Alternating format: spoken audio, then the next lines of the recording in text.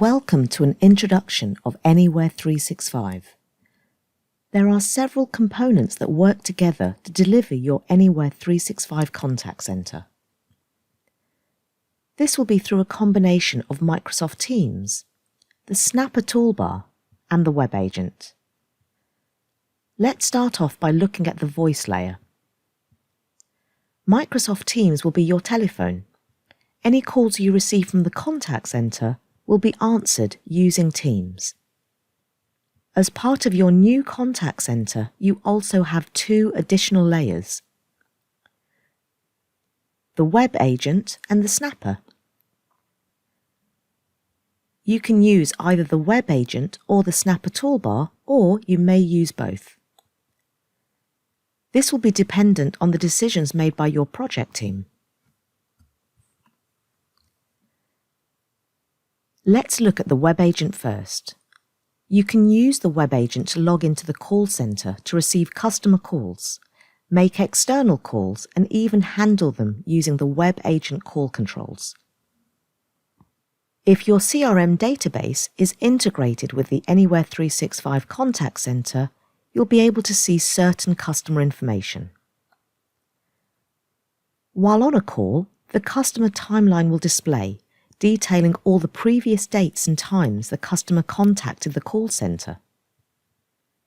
Once the call is finished, call classifications can be applied to the call, allowing historical data to be retrieved, enabling the management team to understand why a customer called in. This is a useful feature to keep a tally, such as during a marketing campaign. Here, call classifications can be used to identify the most popular media outlets. Classifications have also been used to identify which products had the most queries or support requests. We have one other layer, and that is the Snapper toolbar. The Snapper toolbar is similar to the web agent, but there are some key differences. Live contact center data can be viewed from the Snapper toolbar, such as missed calls, as well as live agent status. The Snapper toolbar also delivers key supervisor functionality. Supervisors can listen to an agent's call, whisper to the agent while they're talking to the customer, or add themselves to the call, creating a conference call between themselves, the agent, and the customer. Please note that if a supervisor uses the whisper feature, the customer will not be able to hear the supervisor. Don't forget, Microsoft Teams telephony is a must, but your project team can decide whether the web agent or the Snapper will be used, or even both.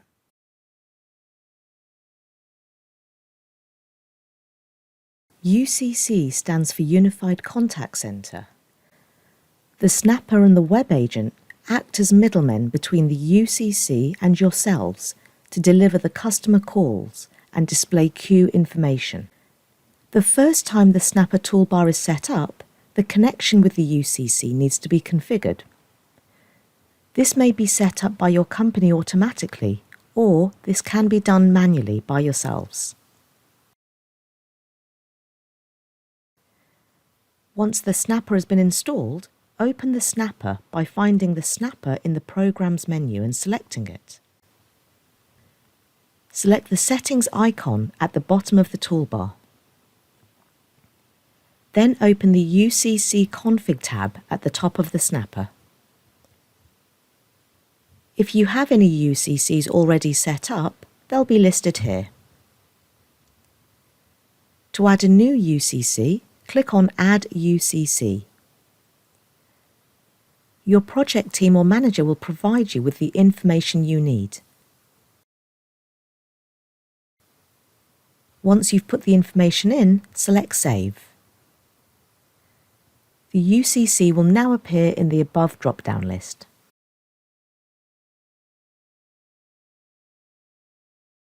There are types of agents you can have in a UCC: a formal and an informal agent. A formal agent must log into the UCC manually.